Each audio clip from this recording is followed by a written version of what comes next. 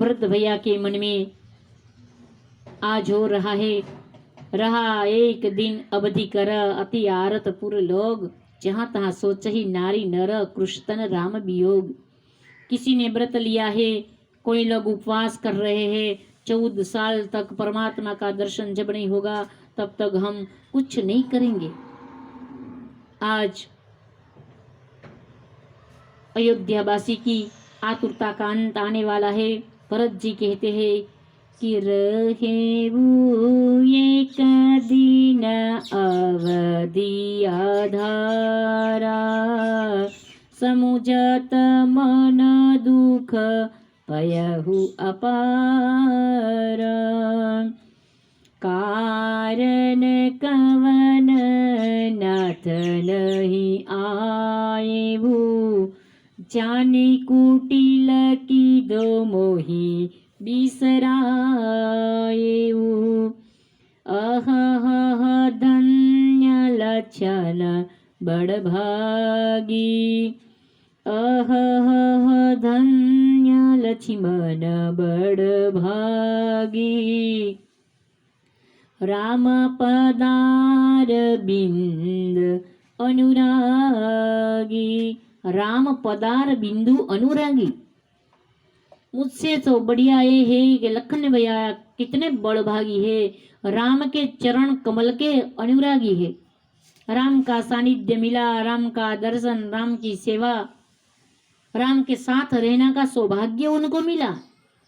भरत जी रोने लगते हैं और सोच रहे हैं एक दिन बाकी है अब 14 साल में, और कल मेरे परमात्मा नहीं आएंगे तो प्राण मेरे निकल जाएंगे। और भगवान को भी लगा कि एक दिन की बात है और एक दिन देरी हो जाएगी, नहीं थोड़ी तो हनुमान आप जाइए और भरत भैया को कह दे कि परमात्मा आ रहे हैं। उनको ये समाचार मिलना चाहिए क्योंकि उनकी धीरज छूट रही है, भगवान अंतर्यामी है। हनुमान जी आए विप्र के रूप में और कहने लगे कि भरत भैया परमात्मा रामचंद्र जी आ रहे हैं, पधार रहे, कल अयोध्या आ जाएंगे।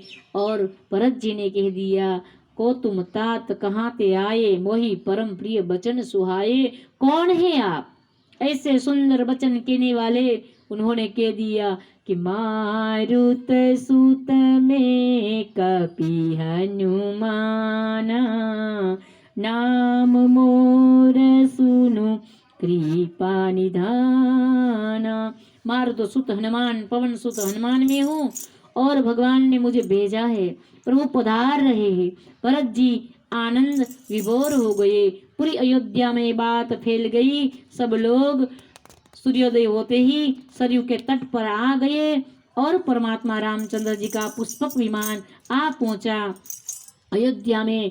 और जन्मभूमि पर आते भगवान राम जी ने पुष्पक को आज्ञा दे दी और पुष्पक नीचे आया।